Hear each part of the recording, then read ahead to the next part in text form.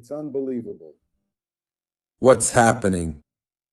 Palmeiras, then there are the Pepinas. They like to say that we only think about them. Since they're the Libertadores champions, the only four-time champions in Brazil. Current Brazilian champion without facts. Palmeiras is Flamengo's historical whipping boy. Man, Flamengo has never been relegated. Palmeiras has been relegated twice. Those guys think we're the ones who think about them, but they're the ones who think about us all the time. But the thing is, they only talk about Flamengo. They live off Flamengo. So, of course, we analyze what's happening and talk about it. Palmeiras makes the news here, too. Then some idiots come here.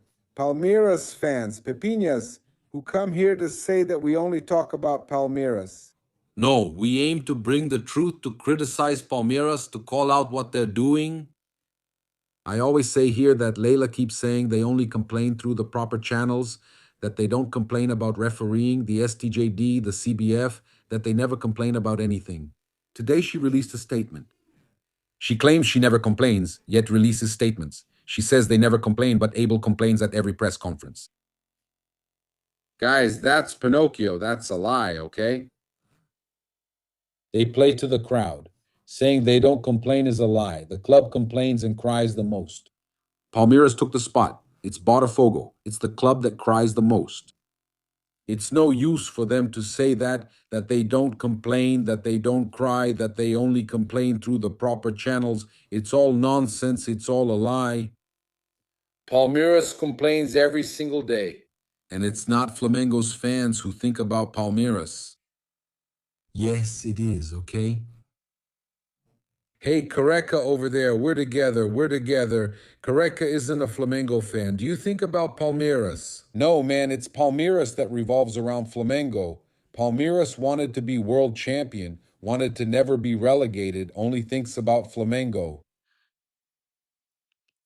Then the guy has the audacity to say that we're the ones who only think about them.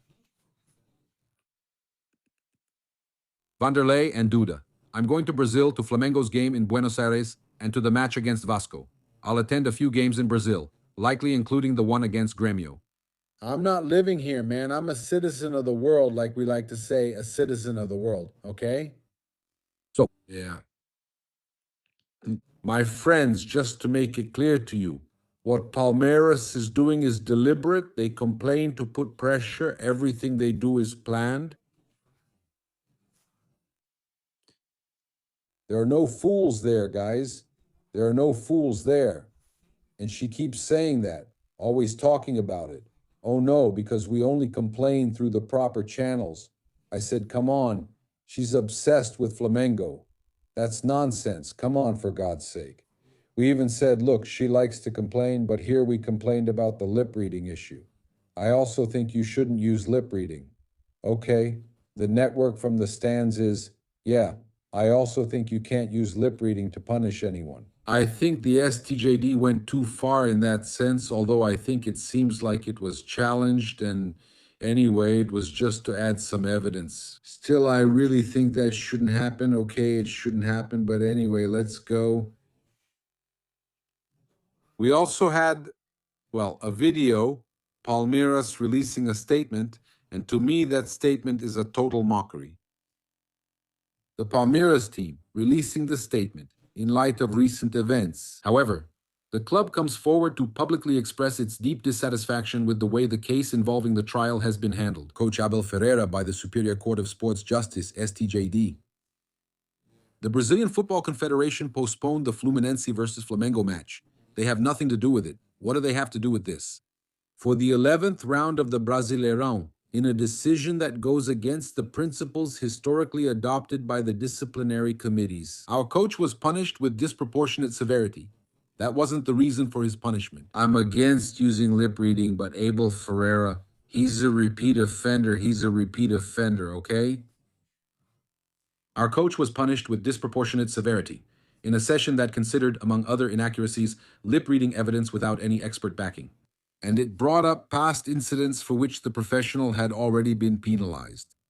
So I'm against using lip reading, okay?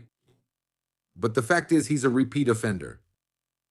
Finally, we also express our dissatisfaction with the decision of the CBF to accept Flamengo's request to reschedule the match against Fluminense from today to tomorrow. It's not our place to discuss the merits of the request. However, it's necessary to question why only one club has its request granted, while other teams have had similar requests systematically rejected by the organization. So that's a lie. A schedule that is admittedly challenging. All clubs face logistical difficulties, including Palmeiras, and that's why it's essential to have impartiality and transparency in decisions that can impact the championship. Dear, come on, the challenging calendar. All clubs face difficulties, including Palmeiras. That's a lie. That's a lie, guys. Hit that like button. Give us some support because there was no notification. The audience is terrible. Unfortunately, YouTube is really weak, man. It's unbelievable what she's saying. Palmeiras also goes through difficulties considering Palmeiras played in Colombia, Flamengo played in Peru. At altitude, but there was no altitude there in Barranquilla. And Palmeiras played their game, scheduled for Sunday, while Flamengo's was on Saturday. Flamengo had a much worse trip and had to deal with altitude, but they scheduled Palmeiras' game for Sunday and Flamengo's for Saturday. She has the audacity to say it's just as challenging. What a shame, Mrs. Leila. At first, I thought you would be different. What a shame. Complaining about Flamengo, only thinking about Flamengo, saying that Fluminense agreed to it and that the CBF also accepted it. But in 2019, because of an election at Fluminense, Flamengo also agreed to postpone the match. Flamengo relegated Palmeiras. They're talking about Wagner Love's goal in the chat. That's how they are. Because of that, all the runner-ups still have the relegation. Flamengo relegated them. Palmeiras has that. Besides being a long-time whipping boy for Flamengo, Palmeiras still has that relegation hanging over it. That must hurt a lot, right? Palmeiras' game was scheduled for Sunday because Corinthians played on Thursday in the Libertadores. Yes, I'm a journalist. Yes, I'm a journalist. Yes. And Flamengo played on Wednesday at high altitude, man. So what about Palmeiras, Flamengo, and Flamengo, right? What's your problem, man? What's your problem, man? That Corinthians game excuse is just what Palmeiras fans, Varmarense, and Pepinha always use. It's just an excuse, man. Here, I'm not going to be polite to anyone who's being an idiot. No way, man. Excuses don't work. They don't work, all right? If you help one, help the other. Then you come with that line that Flamengo already helped and Fluminense did too. Then you come with that talk, asking me whether I'd accept it. I wouldn't agree to change. I wouldn't accept a change. If they came and asked Flamengo, I wouldn't accept a change. But this talk about Palmeiras with Palmeiras, Danilo's goal. She doesn't want Flamengo, she wants Vasco. That's why she wants this rivalry role. But it's shameful, isn't it? Yeah. Look, so Flamengo fans are commenting, look at what Palmeiras has with that. They don't forget Flamengo. This subject has nothing to do with Cheiro Verde, and it was settled by Fla and Flu. Right? If that's really true, it just shows the greatness of Clube de Regatas do Flamengo and the smallness of the institution. Palmeiras, I can't wait for Flamengo to crush Palmeiras. The fans there, man, giving a hard time to a team that didn't have the decency to postpone the game with more than 14 players and coaching staff. With COVID, what do you expect? It's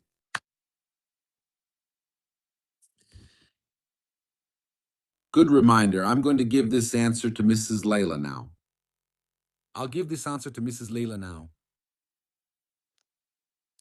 Let's go. Because now it's going to be Boca Pora, a show. Laka. Spectacular. Look here. Let's go. Inacreditável. Man, it's unbelievable. This one, damn, it's perfect, man. Perfect. They tried to take advantage of Flamengo, and Flamengo went there and got a draw with the youth squad. Let's bring up another situation here, as one of our followers pointed out. An important situation here. Pandemic. Flamengo is completely short-handed to play against Palmeiras, right, Leila? And then you like to complain and all that, right? Look at this comment here. Take a look at this comment here.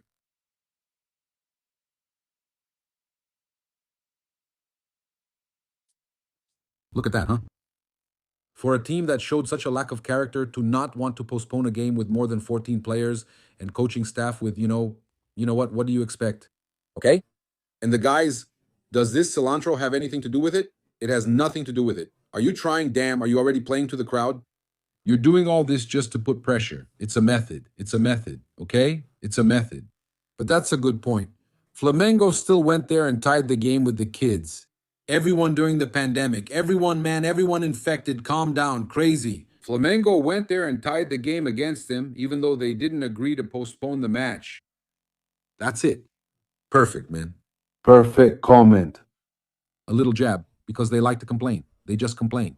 They just complain. Oh, but Palmeiras was going to play on Sunday because Corinthians played on Thursday. That's their problem. Flamengo played at high altitude while Palmeiras plays Saturday and again Sunday, yet she still complains? That's shameful. That's the reality. That's the reality. So, my friends, that's it. They don't like Vitória beating São Paulo. They don't like to hear the truth. That's the reality, right? That's it. Big hugs, guys. So, did it turn out okay? Let's go. So? Whoa. Look, you're already celebrating. Go on. Right? What's up? Well, it's a great privilege to be receiving this award here. It's very important to me and to the whole team. I think it was a derby that we were able to win and secure these 3 points. So everything was perfect that day, and it will definitely stay in my memory forever. Thanks. Thank you very much. I'm here to thank the fans for voting for me in March, an important month for us at the start of a new coach's tenure. And I'm happy to have been chosen as the player of the month for you. And that's it. This award here is for the whole team because it was a good month. We dedicated ourselves a lot at the start of this new phase and we were able to get some good results. Thank you. Yeah, my friends, and the postponement worked out. That's why Palmeiras is desperate. They're freaking out. That's why they're like this. It worked out. Everything worked out. All set. Flamengo has finished preparing for the derby against Fluminense. And so we were able to get some players back who probably wouldn't be available if Flamengo played on Saturday. Players who still had to finish recovering, like Alexandre, and players who managed to rest, like Bruno Henrique, who was outstanding at high altitude. You have Flamengo's team there except for those who are injured. Jorginho, Eric Pulgar. Look, Alexandre, he's back, confirmed. Flamengo managed to recover. And then people like to say that Jose Boto doesn't get along with the players. They say a lot of things, right? A bunch of stories they tell, right? That image falls apart. That image you saw there doesn't hold up. The relationship at Ninho do Urubu is perfect. Everything is working really well, okay? And for those who like to talk nonsense, it's really good for us to see how things really are. Because Boto doesn't get along with the players because he demanded something. No, it's the opposite. Saul on the field. You can see Saul on the field too. Flamengo is managing to get a lot of players back. Saul, obviously, for a very tough game. But Cebolinha is on the field too. So they're coming back. Injured players like Cebolinha, Saul, and Alexandre himself are coming back. Obviously, Jorginho and Eric Pulgar will be missing. But we're managing to get important players back at this crucial moment. It's a very important time in the Brazilian Championship. And also in the Libertadores, leading the Libertadores group. So, after practice, the players are staying there. Look, this practice you're watching, these are images released by Flamengo TV. I invite you all to subscribe to Flamengo TV. After practice, the players stayed in camp, okay? They stick to that schedule, keeping the players in camp. On Sunday morning, Coach Leonardo Jardim will lead another practice. So, there's practice again tomorrow. And that activation actually is a muscle activation on the field. In other words, when the players stay in camp at Ninho do Urubu, the next morning there's also an activation on game day. And it's been working. So Flamengo and Fluminense face each other at 6 p.m. at Maracanã in the 11th round of the Brazilian League. And so we have all of this, right, to celebrate this phase that Flamengo is starting to have again. They beat Santos, they beat Cusco at high altitude, and God willing, they're going to start a crisis over at Fluminense, right? Winning this game after what happened to them. And Man, it's really important for Flamengo to get this win. And who knows, right? Denise. Stirring things up over there with Denise. He took over Corinthians, right? And now he has a chance to take points from Palmeiras, right? That's important right now. It's worth remembering that Flamengo has 2 games against Palmeiras. In terms of points dropped, Flamengo is 5 points behind Palmeiras. So if Flamengo wins both of their matches against Palmeiras and keeps winning, Flamengo will be the champion. Flamengo still controls its own destiny to win the title, okay? That's the reality. Flamengo controls its own destiny to win the title. So, we even have here, you can see Andri and Rossi, Flamengo's goalkeepers, taking part in training on Flamengo TV. We have some important information to share with you here. Take a look. For example, the probable lineup for Mengo. After 2 consecutive wins, Flamengo returns to the field this Sunday, as we mentioned, at 6 p.m. So after resting players in the Libertadores debut, coach Leonardo Jardim should bring back the full starting lineup for the derby. Good news there. Alexandre is 100% recovered from the injury. He had that thigh injury. He's recovered. He trained with the group. And he could be named in the squad for the Fla-Flu derby. He could even start the match. It's total mockery. Here we have Favela official posting the probable Flamengo lineup against Fluminense. So I'm going to bring you the probable lineup for Mengo right now. It's Rossi, Varela, Leo Ortiz, Leo Pereira, Alexandro. Paqueta. Right. I think Everton, Araujo, Paqueta, Arrascaeta, Samuel Lino, Carrascal, and Pedro, okay? Yeah. They could go with Luis Araujo too, all right? Yeah. Man, I think Flamengo will go with Alexandro now that he's recovered. The postponement let them get Alexandro back. I think up front it's going to be Samuel Lino, Carrascal, and Pedro, or Luis Araujo and Pedro. I think we'll go with Paqueta, with Everton Araujo. Paqueta is the other holding midfielder, and Arrascaeta in the middle. Leo Pereira, Leo Ortiz, and Leo Pereira, I agree. Varela and Alexandro if they can recover in time, right? With Rossi in goal. Great team. And that's why they're crying over there. And Denise could rough Palmeiras up a bit too, right? He could rough them up a bit since they deserve it. Palmeiras team complains a lot.